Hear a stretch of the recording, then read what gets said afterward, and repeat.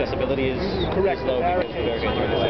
Okay. Exactly. The barricades That's been the case since the occupation has begun. Correct. And if you look now down Wall Street from Broadway, you just won't walk down it because it's just full of barricades. And so people, I had a city councilwoman today who came, she had a meeting at my restaurant, and she walked down Pine to Williams and back on Wall Street in order to get to the restaurant.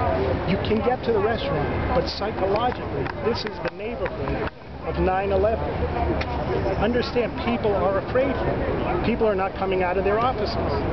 I think we need to talk about that finally after 8 weeks. It's enough. And I'm, you guys in the media, please go take a look. What am I supposed to do? I opened on June 23rd. I borrowed money from a bank. It was guaranteed by the Small Business Administration. I hired 100 New Yorkers. Okay? I'm a Red Sox fan from Boston. I hired 100 New Yorkers. I want to keep that part quiet. I thought I was doing the right thing for the political reasons that we're talking about. The most important thing in America today is to create jobs. But I got news for you. Jobs are not created through protests. Jobs are created because entrepreneurs borrow money, investors take risks and invest in entrepreneurs, and that's how jobs are created. I thought I was doing the right thing. In the last 3 weeks, we've had to lay off 20 people. We have 75 remaining at Milk Street, but I'm telling you, if Occupy Wall Street does not end soon and the barricades do not come down, all of those jobs are at risk, and this entire endeavor is at risk. And I want to ask everybody, the police, the political officials, and the protesters, is this what they want? Is this what you want? Because that's exactly what you're going to get. You're going to get people losing their jobs. What do you want the mayor to do? I want the mayor to remove the protesters. I want it to be done as peacefully as possible, but 8 weeks is enough time for somebody to be able to express their views. You cannot have your rights at the expense of somebody else's rights. I have no issue with the political opinions of the people in the park. I have an issue with their tactics.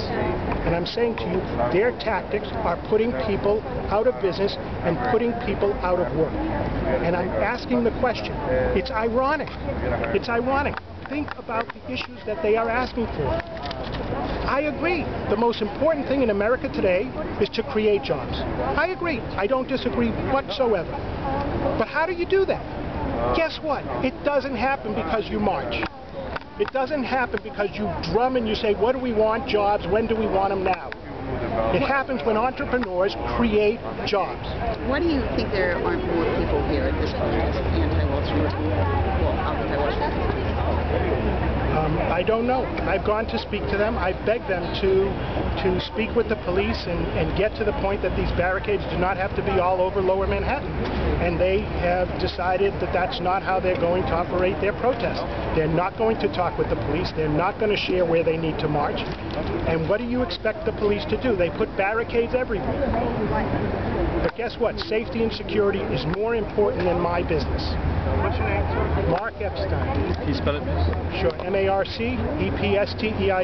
Mark, are you representing the majority opinion down there? I only can represent myself. I own the Milk Street Cafe. I was invited by 5 media outlets to come down here. I think people have different views. I think you should see what other points of view are. I'm just a small businessman who opened up on June 23rd a 23,000 square foot food hall, and if you look at it today, it's about the craziest idea in the world. But at the time, it seemed like a really good idea. So how was